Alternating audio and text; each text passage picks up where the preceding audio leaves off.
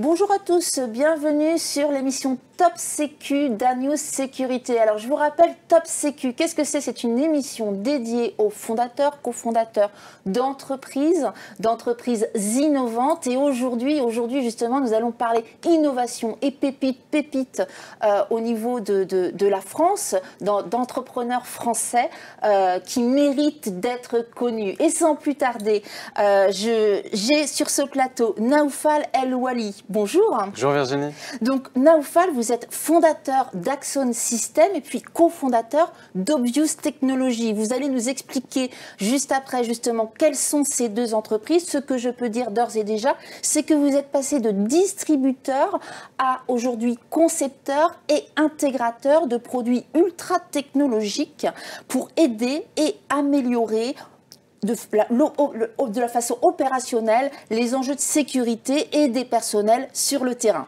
Et on en dira un petit peu plus tout à l'heure. Avec plaisir. Et puis mon deuxième invité aujourd'hui est Ilyes Lacal. Bonjour Ilyes. Bonjour Virginie. Donc vous êtes cofondateur de Count Act. Avec votre frère, Lounis, vous avez fondé tout récemment cette société, toute jeune entreprise dont la vocation est de sauver des vies en accompagnant les responsables, les directeurs sécurité dans l'évacuation d'urgence des personnes dans tout établissement recevant du public. C'est bien cela? C'est exactement ça. Voilà, alors sans plus tarder, Naoufal, je me tourne vers vous. On va revenir un petit peu sur votre cursus parce que finalement, parfois, il y a dès le cursus des facteurs qui font qu'on va s'orienter tout naturellement vers des nouvelles technologies. Et donc, vous avez suivi, vous avez été formé, vous êtes ingénieur, vous avez été formé par l'école d'ingénieurs ESM, qui est maintenant intitulée Énergie et technologie numérique. Donc on voit justement cette particularité, cette spécificité qui a fait que vous vous êtes orienté vers où vous êtes aujourd'hui. Et donc aujourd'hui, cette école est là pour former de façon à relever les défis technologiques du 21e siècle, la transition énergétique, mais aussi bien d'autres choses, et on le verra. Que faites-vous sorti de l'école, justement, de cette école d'ingénieur? Est-ce que vous vous êtes directement orienté vers une création? Est-ce que vous aviez déjà cette idée de créer des entreprises? Ou bien vous avez suivi la voie, on va dire, classique de salarié? Alors, c'est une bonne question. Sorti d'école, j'ai suivi la voie du salariat. Donc j'ai commencé mon métier d'ingénieur. Et je me suis très vite ennuyé. Et je me suis dit, non, c'est pas fait pour moi. Donc j'ai décidé de m'orienter, puis j'étais dans les télécoms, et puis je me suis dit, tiens, je vais aller en école de commerce. Ça a l'air pas mal, on va apprendre pas mal de choses. Et là, j'ai découvert un autre monde, qui était plus le monde des affaires, et aussi un peu l'entrepreneuriat. Mais pas l'entrepreneuriat tel que je le définis 10 ans après. Mais c'était plus il y a des irritants sur le marché, il y a des problématiques, on peut apporter pas mal de solutions. Donc j'ai... Petit à petit, voilà, avec ce deuxième cursus, vous avez eu cette idée parce qu'on vous a formé aussi.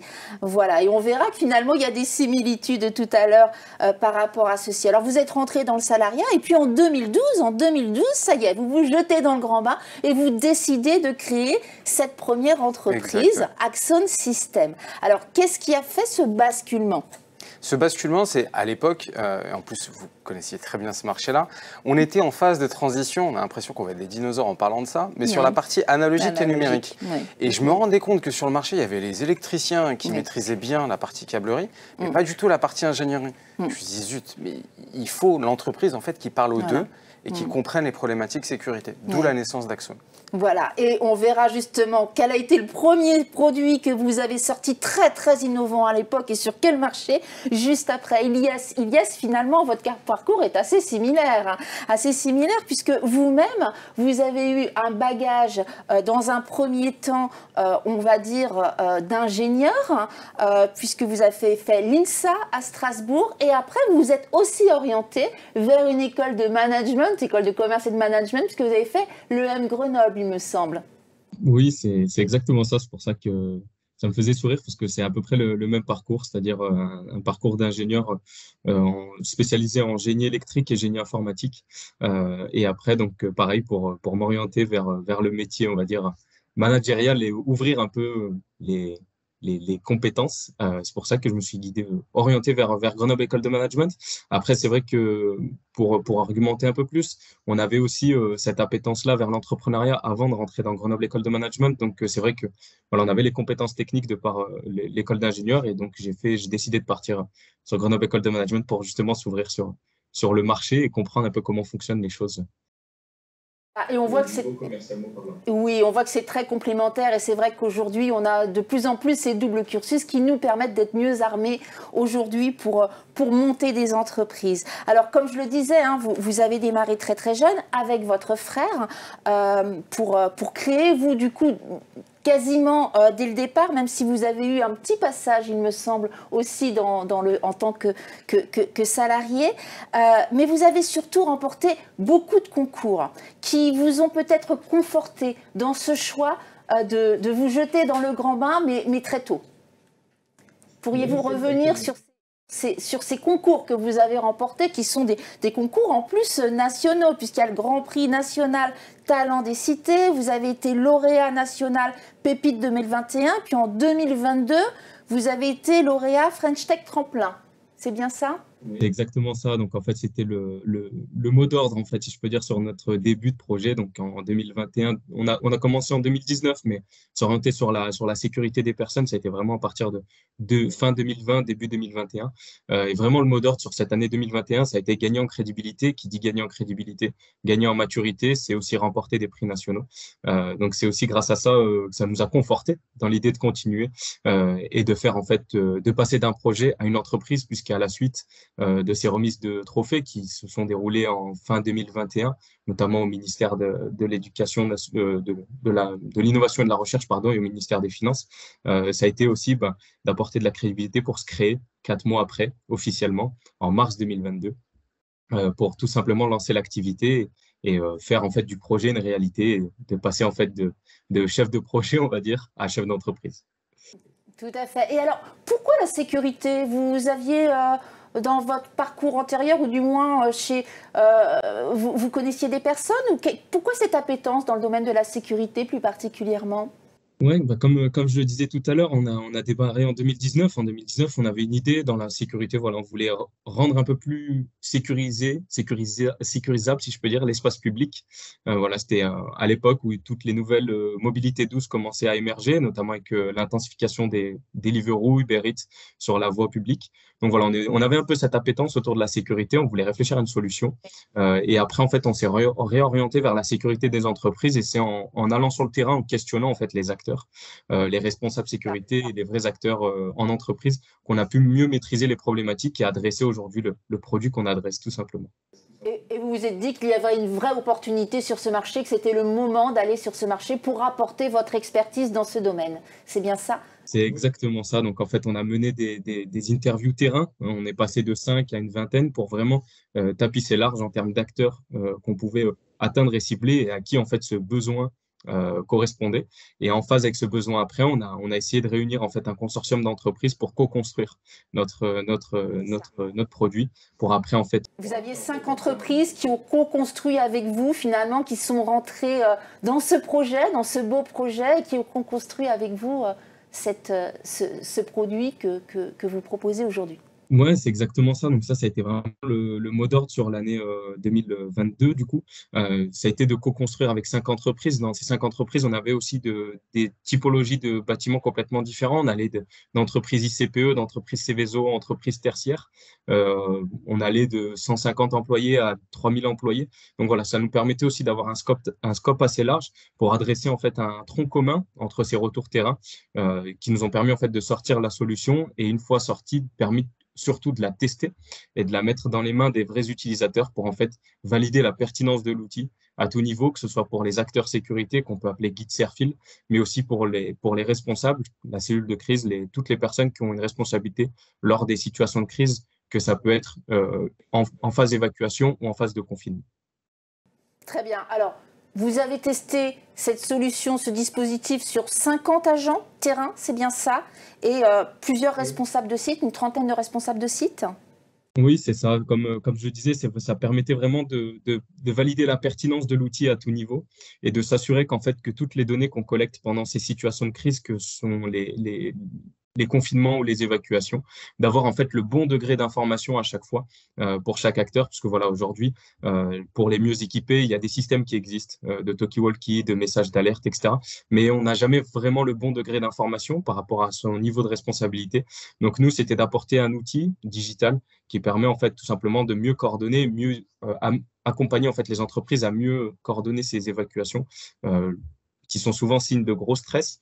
Donc c'est aussi rappeler les bonnes pratiques pendant ces phases-là, mais être vraiment un outil d'appui et de soutien pour ne rien oublier en fait tout simplement et en fait permettre une fluidité dans les échanges et de mieux communiquer les informations en temps réel. Merci Ilyes. Alors, je vous vois, Naoufal, écoutez Ilyes avec beaucoup, beaucoup d'attention parce que ça vous replonge 10 ans en arrière finalement. Ouais, Ce ouais. parcours, vous l'avez vécu, vous aussi, Exact. vous l'avez vécu il y a 10 ans. Alors, j'aimerais bien qu'on revienne justement sur il y a 10 ans. Vous avez eu l'idée quand même incroyable, ingénieuse, de sortir un logiciel en 3D. Racontez-nous ça. Alors, moi, je suis un très geek assumé depuis longtemps. Et j'avais un ami en fait, qui travaillait dans le marketing du jeu vidéo. Et un jour, il me dit, ce que vous faites en sécurité, ça a l'air génial. On travaille avec un grand client qui est un transporteur parisien. Voilà. Il m'a dit, est-ce que je peux voir à quoi ça ressemble? Bien sûr. Donc, je lui ai montré. Et là, grande déception de sa part, parce qu'en fait, il s'attendait à une version hollywoodienne de la gestion de la sécurité. Et c'était pas tout à fait ça. Puis je lui ai dit, mais montre-moi en fait comment vous faites un jeu vidéo. Et il m'a montré les choses, et c'était la manière d'utiliser les choses et les règles en fait d'utilisation d'un jeu vidéo. Et il me disait, mais vos trucs, c'est super compliqué, pourquoi vous vous inspirez pas de ces choses-là? Et donc là, j'ai commencé à travailler sur, on va changer l'usage, parce que c'est vrai que d'un coup, on donnait des logiciels à des experts sécurité qui avaient une vraie expertise sécurité, mais qui d'un coup perdaient 90% de leurs compétences parce qu'ils ne se rappelaient plus comment utiliser le logiciel. Donc derrière, on s'est dit, bon, on va travailler là-dessus. On avait pensé à la 3D au tout début, à l'utilisation en mode jeu vidéo. Et oui, pendant 10 ans, on a essayé de démocratiser. Ça a pris pas mal de temps, jusqu'à une fameuse rencontre. Parce qu'en fait, on gérait avec des capteurs technologiques. Et un jour, j'ai croisé le chemin du général Orozco. Tout à fait. Et je lui avais présenté en fait, les prémices d'Ouda. Et je me rappellerai toujours de sa première réaction, c'était « je ne comprends pas ». Et là, ça nous a permis en fait, de faire ce qu'on appelle l'entrepreneuriat le pivot. Puisqu'en fait, son métier, c'était pas de gérer des capteurs, c'était de gérer des situations de bout en bout. Et là, on s'était retrouvé à, quand il m'a dit, je comprends pas, c'est pas qu'il comprenait pas la technologie, mais il voyait pas l'utilité. Parce qu'en fait, on donnait une alerte, oui, c'était facile d'utilisation, mais l'alerte, en fait, n'était que le début du travail des agents de sécurité ou des forces en présence. Et en fait, on l'a abandonné sur les derniers kilomètres. Et donc là, on a retravaillé totalement différemment. Et en fait, pendant 6 ans où derrière, on essayait de démocratiser la solution en France et à l'étranger, en fait, d'un coup, ça s'est accéléré à partir de 2017-2018. Alors, ce qui montre bien que parfois, effectivement, on peut avoir des idées, alors qui s'approchaient du gaming en plus, qui pouvaient donner l'impression d'être amusante, mais finalement, comment s'en servir, comment pouvoir l'assimiler et se l'octroyer, c'est parfois un petit peu plus compliqué. Et puis, vous avez fait cette belle rencontre que vous venez d'évoquer avec le général Thierry Orozco, je rappelle, qui a commandé le GIGN de 2011 à 2014. Et là, vous créez du coup par la suite une deuxième société qui est beaucoup plus récente, qui s'appelle Obvious. On arrive très vite à une solution qui s'appelle Ouda. Exactement, ouais. Alors, si vous pouvez nous expliquer ce que c'est qu'Ouda, qui est un acronyme. Exactement. Alors, Ouda, c'est OODA, c'est pour Observe, Orient, Decide and Act. Je suis sûr que vous avez vu Top Gun il n'y a pas longtemps. Et en fait, c'est ce qu'on inculque et on instruit aux pilotes de l'école Top Gun. C'est comment gérer en fait des situations de crise où il y a beaucoup d'informations, décisions ultra importantes en un temps très petit. Et donc, en fait, il faut suivre la loupe de décision Ouda. Il faut que j'observe, il faut que je oriente, il faut que je décide et que j'agisse. Et en fait, c'est là où, d'un coup, on a remis la technologie, là où elle devrait être, au service de l'humain et pas comme quelque chose qui doit être... voilà, il faut que ça soit transparent. Donc, on l'a créé Obvious Technologies en 2019, donc avec Thierry Orozco, et avec un troisième, en fait, qui s'appelle Béranger Cabas, qui vient, lui, en fait, du monde du jeu vidéo. Parce qu'en fait, on s'est dit, quitte à refaire une plateforme, autant que même l'arrière du décor ressemble à un jeu vidéo. Ce qui est beaucoup plus convivial et les personnes se l'approprient plus facilement. Exactement. Donc, suite à ceci, votre entreprise a explosé. Puisque aujourd'hui, vous êtes à plus de 50 collaborateurs. C'est ça, ouais. Et un très beau développement et un développement à l'international. Ouais. J'aimerais bien en savoir un peu plus sur ça. Alors, on a des bureaux maintenant à Dubaï, oui. au Qatar. On a des gens en Arabie Saoudite. Oui. Donc, on se développe beaucoup sur le Middle East. Oui. Sur la France aussi, hein. On n'oublie pas la France. Mais c'est vrai que la French Touch se vend bien, à l'étranger. Oui. Et le savoir-faire français pour la gestion en fait, de la sécurité publique, comme en fait, on a les gilets jaunes et ainsi de suite, on a plutôt une bonne réputation dans ce domaine-là. Donc, on s'est vite orienté vers l'international pour en fait juste des études de marché. Il faut savoir que dans notre domaine, plus de 80% des sociétés dans la sécurité font plus de 50% de leurs chiffres en fait sur la zone Middle East. Donc la zone UAE, Qatar, Arabie Saoudite. On a pris pas mal de belles références là-bas. On a fait l'Expo universelle donc à Dubaï de 2020, mais en 2021. On a fait la Coupe du Monde 2022. Voilà. Donc on était avec l'équipe de France. Et puis on travaille sur les projets type NEOM, vous avez entendu. Tout à fait. Vous avez dû en entendre parler, la grande ligne. Donc c'est qu'une partie du projet, mais ils ont choisi Ouda comme plateforme de commande et de contrôle. Excellent. Et là, sur la zone là-bas, on a une vingtaine de personnes. Voilà. Donc sur les bureaux d'Ubayot. Et c'est ça qui est très intéressant. On peut le voir qu'effectivement, l'expertise française s'exporte très bien et très bien comprise. Alors, un petit peu plus de mal peut-être en France, ça démarre. Ça démarre bien. On collabore déjà avec une ville en France qui est la ville de Rosny-sous-Bois, qui nous fait confiance et qui utilise notre logiciel. On travaille avec le GIGN qui a choisi notre solution après l'avoir testé. Ça démarre. La France, c'est pas un pays d'early adopter. Donc c'est pas voilà, mais derrière ça, les choses se font et là je pense qu'on va plutôt bien fonctionner. Et alors, comment est-ce qu'on fait? Parce que vous pouvez donner justement, vous avez un petit peu d'expérience maintenant, ça peut être de bons conseils pour Ilyes qui démarre avec son frère.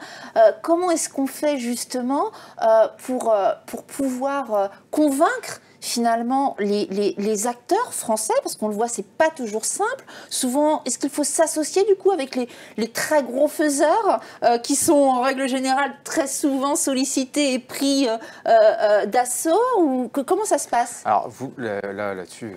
Vous l'avez très, très bien résumé. Oui, il faut s'associer avec les gros, puisque c'est vrai qu'en France, alors je vais être très caricatural, on adore l'innovation, mais on veut qu'elle soit installée depuis 10 ans. Voilà. Donc derrière, c'est vrai que c'est plus simple de passer par des gros systèmes intégrateurs ou des partenaires qui sont bien introduits, parce qu'en fait, c'est le véhicule qui va être un peu difficile. Il y a eu quand même un changement au niveau des directeurs sécurité sur ces dernières années. Ça s'est vachement professionnalisé, où on a beaucoup, donc, quelque chose qui ont rejoint en fait le monde de la sécurité privée. Donc ça aide aussi parce que c'est des gens qui arrivent à se projeter. Donc ils sont prêts, ils sont à l'écoute, ils ont toujours ces irritants, donc ils sont prêts à adopter des nouvelles solutions. Donc moi je dirais qu'il faut continuer à prescrire auprès des clients finaux, passer du temps avec eux, mais trouver en fait via des partenaires qui ont les véhicules pour pouvoir rentrer. Donc ça, c'est important. Vous avez eu aussi, alors ça fait un petit moment qu'on se suit, qu'on se connaît, Naoufal, et vous avez eu, moi j'ai été bluffée, c'est effectivement, vous avez cité quelques noms, et notamment le général Roscoe, vous avez su à un moment donné le convaincre aussi de venir, et c'est vrai que c'est ça qui a permis de bien avancer, parce qu'il avait cette expertise, vous l'avez appréhendé et vous l'avez appliqué sur votre technologie, et puis aussi il vous a fait confiance et il a pu donner cette confiance auprès d'autres acteurs dont vous avez besoin quelque part pour pouvoir faire développer votre business et votre entreprise. Est-ce que c'est un conseil que vous donneriez? Est-ce que c'est ça vraiment la clé aussi? Une des clés? Une des clés, c'est vraiment le côté, la parole et l'engagement. Dire ce qu'on fait et faire ce qu'on dit, c'est très important. Alors oui, il y a une vraie histoire de confiance entre déjà nous trois, les fondateurs, et vis-à-vis de nos clients. C'est-à-dire que lorsqu'on dit qu'on va délivrer ça, on le délivre dans les temps et on le fait vraiment. Et petit à petit, ça marche. C'est pour ça qu'en fait, sur les deux grands événements majeurs des 10 dernières années, on nous a choisi sur l'Expo universelle, on a fait un POC, on a dit qu'on allait faire, on l'a fait et on a démontré les choses, ils nous ont fait confiance, on a continué. Sur ça. la Coupe du Monde, ils ont suivi parce qu'ils ont vu ce qu'on avait fait en très peu de temps.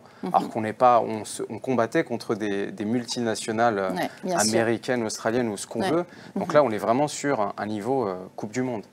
Donc la parole et l'engagement est très important. Alors la parole, l'engagement, Ilyes, juste avant l'émission, vous nous expliquiez voilà, que vous veniez de faire un beau déploiement chez un de vos clients aujourd'hui référencés. Alors j'aimerais bien revenir, avant qu'on parle des clients, vous venez de faire une levée de fonds.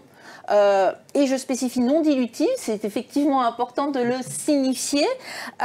Et puis, vous avez quelques contrats qui ont été signés.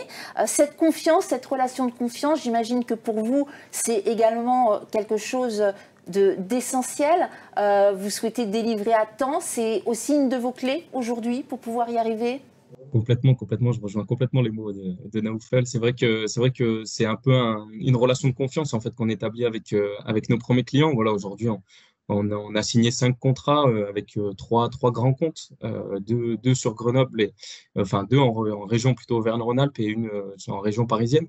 Donc voilà, c'est aussi avec eux qu'on a travaillé depuis la co-construction. Donc c'est vraiment s'intégrer petit à petit dans leur cercle de décision, comprendre comment ça fonctionne, acquérir leur confiance et petit à petit après passer sur la table des négociations pour leur proposer la mise en place de la solution. Donc voilà, ça a été aussi tout ce travail en amont, en plus d'avoir cette co-construction a permis forcément de développer la solution, mais surtout d'anticiper cette relation de confiance, comme on l'a dit, pour après délivrer quelque chose qui corresponde à leurs attentes et bien sûr avec toute l'exigence qu'on a derrière aussi en termes de qualité de déploiement, etc.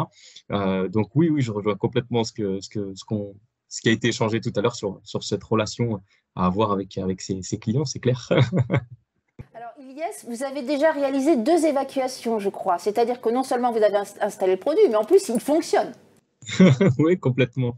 Donc, c'est vrai qu'on a pu mettre en place la solution et justement, il y a eu 2 évacuations dans 2 entreprises différentes. Donc, ce qui est bien en plus, c'est que ces 2 évacuations, il y en a eu une sur un laboratoire privé qu'on a équipé d'une 50aine d'employés et une sur un gros site de 3000 personnes. Donc voilà, c'était vraiment ça nous a permis aussi de voir comment l'application réagissait et le produit réagissait sur le terrain pendant des conditions réelles et être sûr qu'en fait, l'information passait bien comme il faut. Et on a justement ces 2 évacuations avec un retour un peu d'expérience nous ont appris qu'on avait pu gagner des précieuses secondes à certains degrés et niveaux de décision, si je peux dire, qui ont potentiellement en fait permis, j'irai jusque-là, mais potentiellement permis de sauver des vies aussi dans quelque sorte.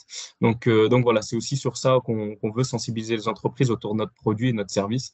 C'est vraiment de les accompagner pour prendre les bonnes décisions au bon moment, pour diffuser de l'information pour tout le monde et à bonne échelle, si je peux dire. Naoufal, je me tourne vers vous. Vous avez parlé tout à l'heure, alors une de vos des belles réalisations, vous en avez cité, l'Expo Universelle, la Coupe du Monde au niveau du Qatar. L'IA est partie intégrante en fait de vos solutions aujourd'hui. Est-ce que c'est aujourd'hui un facteur essentiel? On en parle beaucoup. Pour vous, c'est l'avenir. C'est essentiel pour pouvoir développer des solutions et apporter ces solutions aux clients demain? C'est un outil supplémentaire, clairement. C'est comme, imaginez en fait la technologie comme la boîte à outils en fait, de l'ouvrier ou du mécano. Il a un marteau, il a un tournevis, il a plein de choses. Il peut avoir une perceuse. Ça va plus vite qu'un tournevis. Après, il faut savoir bien l'utiliser. Nous, on a décidé de dire, nous, on est la grosse boîte à outils, choisissez ce que vous voulez.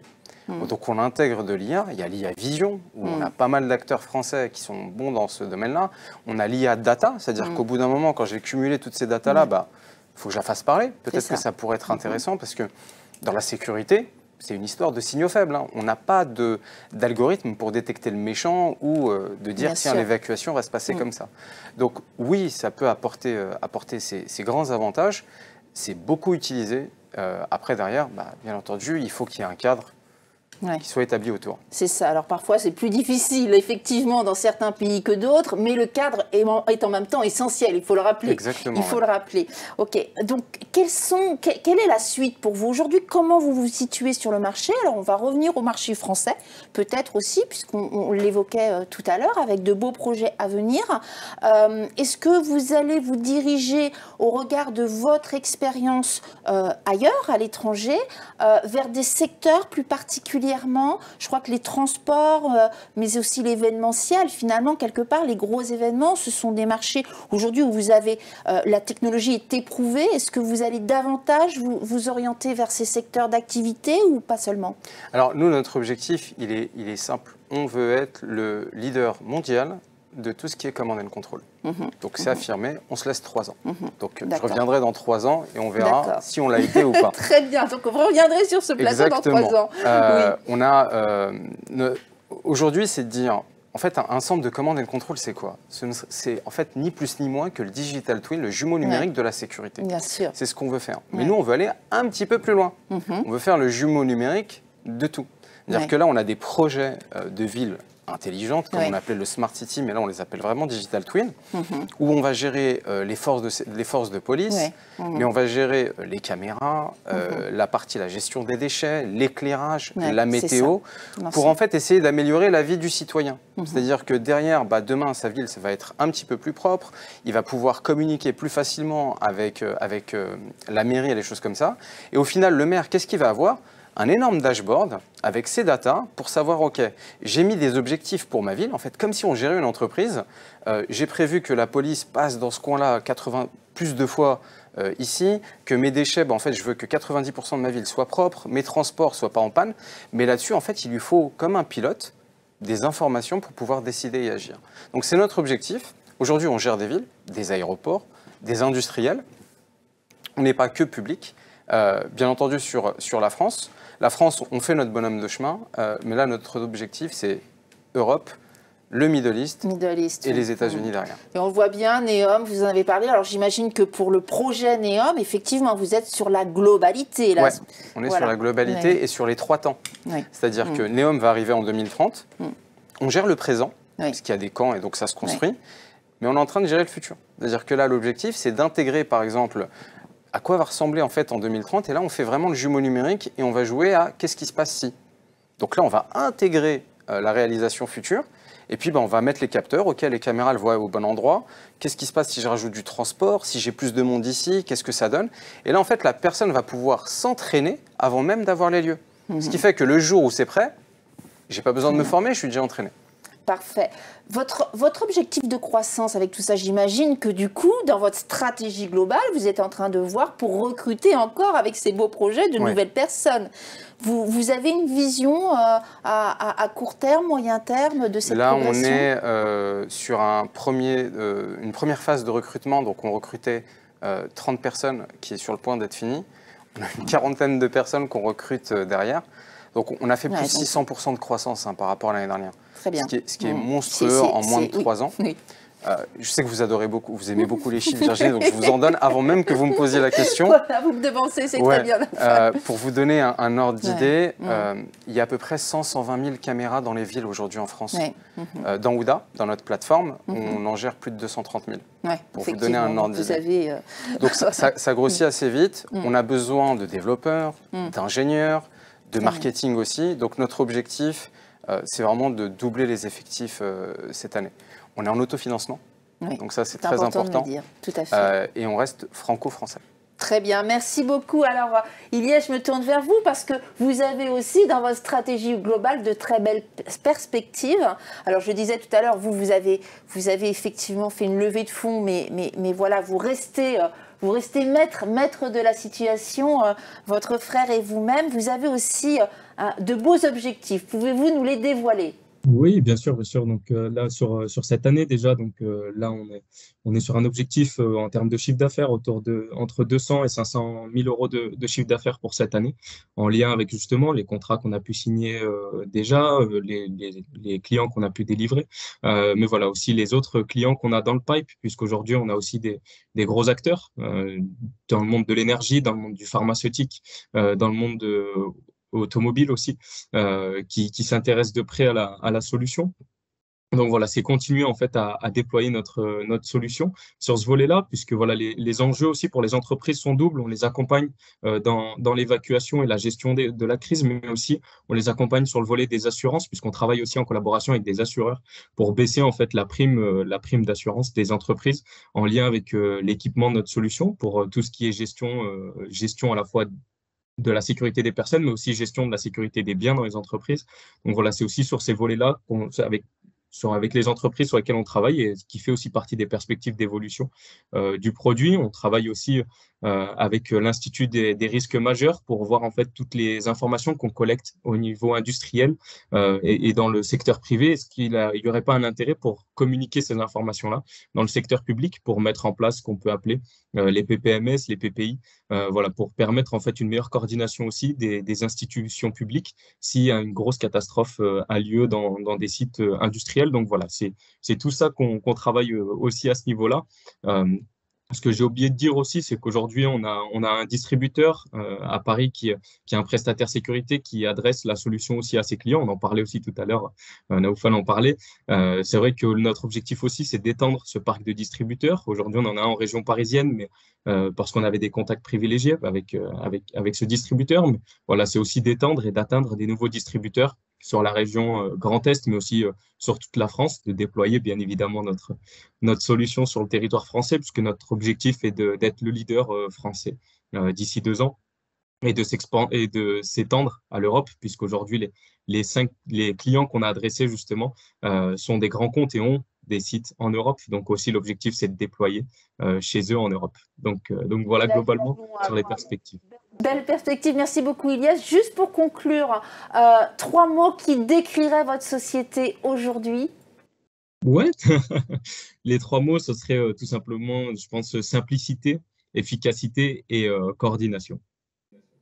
Merci beaucoup Ilyes. Et puis même exercice pour vous Naoufal, les 3 mots qui décriraient aujourd'hui cette belle entreprise et ces beaux projets. Je dirais passionnée, innovante et sans limite.